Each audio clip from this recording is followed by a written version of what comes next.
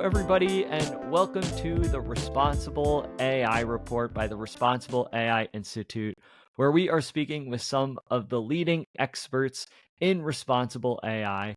I'm very excited. We have Soribel Feliz joining us today. Soribel, thanks so much for joining us on the show. Thank you for having me. I'm excited. It's really great to have you here. Just having the opportunity to learn more about your background and your career, having worked for tech companies, having worked in government, you really have this comprehensive approach to how AI is being developed, how regulation is being developed as well. Really, someone who has lived in both worlds on both the innovation and the regulation side. So I'm really excited to have you on the show to dive into some of your insights with what's going on in the industry. With all of these conversations, I often use a news story as kind of a jumping off point to begin our conversation. And specifically for our conversation, I wanted to discuss a recent news story about Microsoft and the venture capital firm Andreessen Horowitz, who have united to oppose new AI regulation, arguing that such policies would hinder innovation. They claim that regulations like California's SB 1047 would disproportionately burden startups. Though actually, the author's bill, State Senator Scott Wiener says that it includes protections for small businesses. These tech giants appear to favor federal regulations over state level policies as part of a broader strategy to shape policies that favor their interests over more kind of robust oversight. So, I would love to hear your thoughts on this. What are your thoughts on the arguments that are being made by Microsoft and Andreessen Horowitz and other companies like these against state level AI regulations? Do you see merit in their concerns about hindering innovation and disproportionately impacting startups? Well, first of all, thank you for having me on the show. I'm very excited to be here and excited to relieve my time in Congress because these are the exact questions that were asked when I was attending those 9 AI Insight forums. And we had so many diverse participants from big tech, from Microsoft, from Andreessen Horowitz. We had, unions, small businesses. We had individual creators. And these are some of the same arguments that were brought up. And my answer to that is it's very complex. And I do think that Microsoft and big tech companies have valid arguments. It's all in the nuance. It's all in the details. It's not a yes or no. It's a gray area. I do agree that early burdensome regulations could hinder innovation, particularly for startups, because they don't have the same resources that big tech companies have. They can't hire 400 privacy officers to go through every single regulation and every single anticipated regulation that's coming up. I do believe that big regulations like the one you mentioned, California's SB 1047, they do have to be carefully balanced to avoid disproportionately affecting smaller players, smaller companies, while giving an advantage to the big companies, which have the resources, have the personnel, and have the money to buy software to help them comply with these regulations. Effective regulation is not one size fits all, right? So when they argue for federal regulations that are, blanket regulation that will affect everyone in every state the same, that that doesn't sound good to me. That doesn't vibe with me, if in Gen Z speak, right? So I do believe that at the state level, state lawmakers can kind of parse better what works for their constituencies. We know that Texas is not Illinois, is not New York, is not Alabama, is not Arkansas. So I do like that diversity of options. The downside to that is that then you have a patchwork of different regulations that will become a nightmare, both for big tech, but especially for startups to comply with. So, going back to my first point, it's complicated. It's very complicated. There's no yes or no answer. There's no right or wrong answer. It's something that has to be carefully balanced.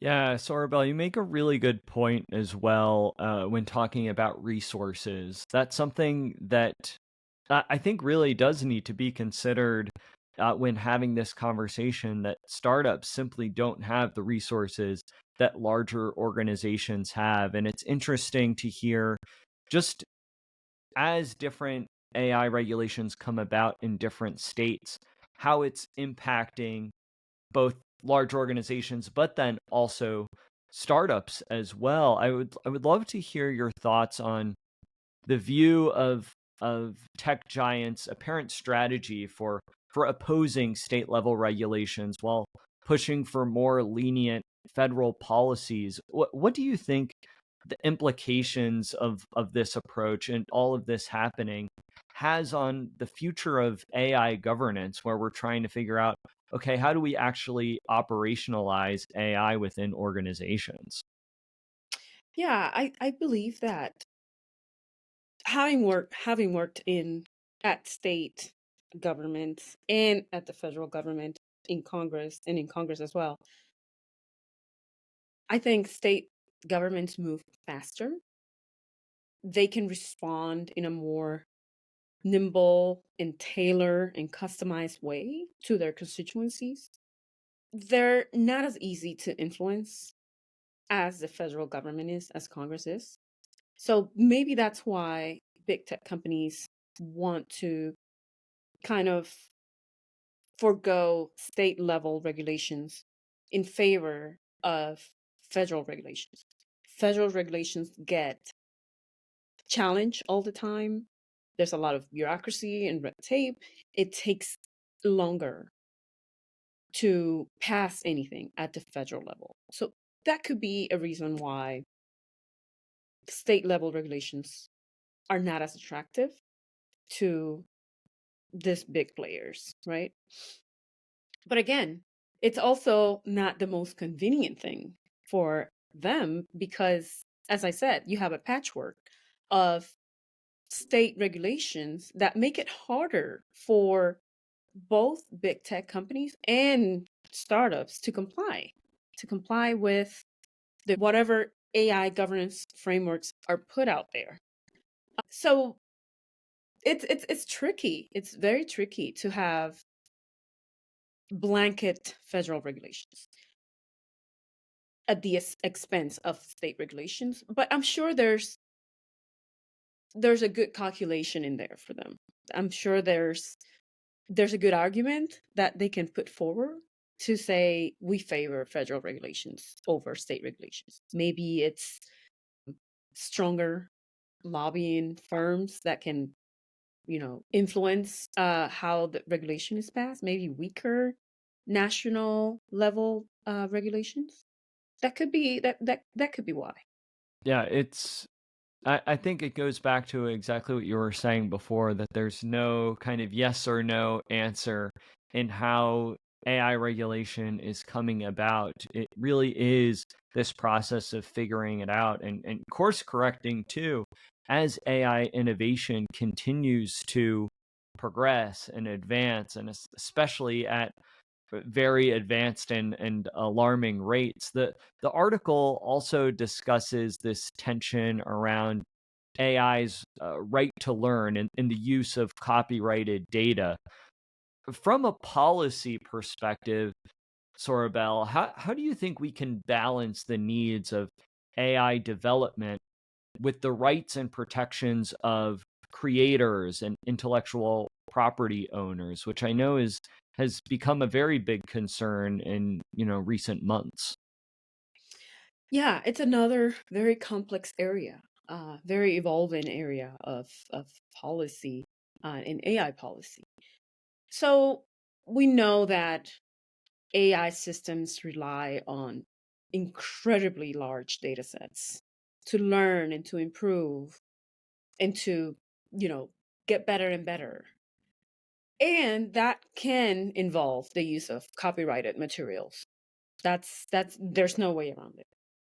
So on the one hand, you have creators and you have authors and you have all these people that made it their life's work to produce a work of art, right? And they deserve fair compensation and protections. They do. On the other hand, we want AI progress. We want our companies to innovate and to, we don't want to hinder the progress that we're making on AI. So I think policymakers need to find policies that strike the right balance to not disadvantage one constituency over the other, right? So, and there's going to be a lot of lawyers and a lot of people that are experts on fair use exemptions, data licensing frameworks, and revenue sharing models, because already there's so many lawsuits out there about you stole my work, you need to compensate me properly. But those are, if you look at it, those are big companies that have lots of resources that are able to sue, that are able to maintain a lawsuit, that are educated enough to, you know, keep going until their concerns are heard. But what about the smaller creators? What about them? They don't have this resources and that kind of education to go after these big tech companies. So we need to find the right balance.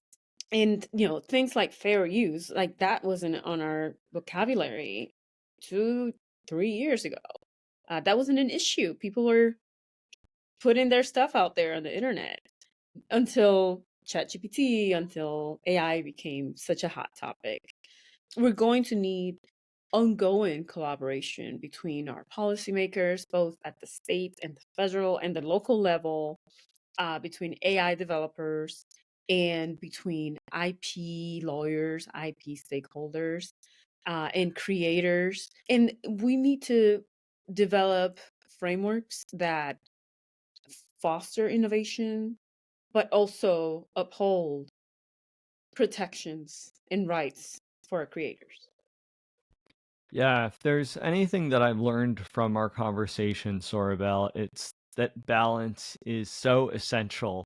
And while it's challenging to find that balance between innovation and then also protecting people's rights, their copyright, whatever it may be, it's going to take a lot of work, but I feel like if we're able to put that work in, we're going to see the returns of that on both ends, and hopefully positive on both ends as well. So Sorabel, I cannot thank you enough for taking the time to join us for the Responsible AI Report. I really appreciate you taking the time and also really appreciate the work that you're doing in this space. With someone, as I mentioned earlier, with your background, having worked on both the tech side as well as the government side of things, you really do have an important perspective on where AI is going, how it's being developed, and how it will be regulated moving forward.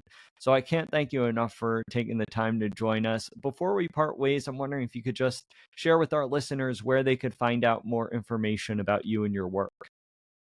Thank you so much for having me. I think the best way to find me is on LinkedIn. I am very active there. I have a community there. I like to say that I live there, but LinkedIn is the one social media platform where I'm very active. So please follow me, reach out, find me.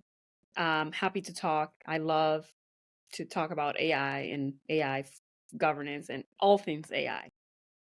Great. Well, I'll make sure to include the link to your LinkedIn in our show description. So, for all our viewers and listeners out there, all you have to do is scroll down, click that link provided, get connected with Soribel. And Soribel, I also love how you always post a wide variety of different jobs that are happening in the responsible AI space as well. It's really a great way for people to learn about what's out there and how they could get involved in this space as well. So thank you so much for all that you do and for joining us today. Thank you. And to find those jobs that I post about, also please sign up for my newsletter. You can find the link on LinkedIn, but I post even more jobs there because I come across so many jobs and so many opportunities, and I just love to share them with everyone. And so my newsletter is actually the best source to find not only jobs, but ways to transition or break into AI. So please sign up for my newsletter. It's free, totally free, and it will always be. Awesome. We'll make sure to include that then as well. Soribel, thank you so much again. Thank you.